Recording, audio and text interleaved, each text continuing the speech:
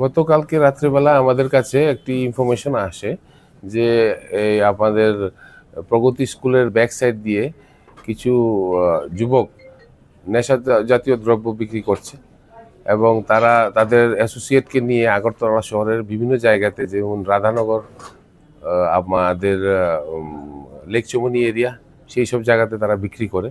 সেই মোতাবেক আমাদের ইনফরমেশনকে আমরা আমাদের লিগ্যাল অ্যাকশন নেওয়ার জন্য আমাদের একটা টিম গঠন করা হয়। আমাদের টিমে আমাদের এখানে যারা আমাদের সিনিয়র অফিসাররা ছিল, প্লাস আমাদের রামনগর আউটপোস্টের অফিসার ইনচার্জ শুভেন্দু দাস, এখানের ইন্সপেক্টর ডালং এবং আরও যারা ছিল, তারা সবাই মিলে আমরা গিয়ে ওই জায়গাতে আমরা রেড করি। রেড করার পর আমরা দুজন ড্রাগ প্যাডলারকে আমরা গ্রেপ্তার করি। তাদের নাম হচ্ছে, একজনের নাম হচ্ছে বান্টি নায়েক, আরেকজনের নাম হচ্ছে সুজিত রয়। তাদের সঙ্গে আরও অনেকে ছিল, তো কিছু সংখ্যক যারা ছিল তাদের নাম আমরা পেয়েছি। তাদেরকে আমরা খুব দ্রুতই গ্রেপ্তার করব।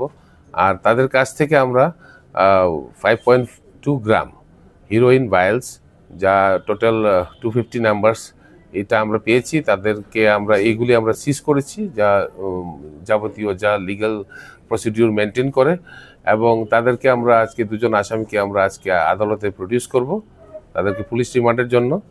আর তাদের থেকে আমরা অনেক নাম পেয়েছি, অনেক তথ্য পেয়েছি, যারা কোথায় কারা কীভাবে আগরতলা শহরে ঘুরে ঘুরে বাইক দিয়ে বা স্কুটি দিয়ে বিক্রি করছে, বিশেষ করে রাধানগর এরিয়াতে, প্লাস আপনাদের ডিম সাগর এরিয়াতে, লেক চমনি এরিয়াতে, কর্নেল চমনি এরিয়াতে।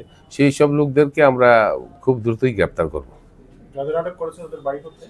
রাধানগর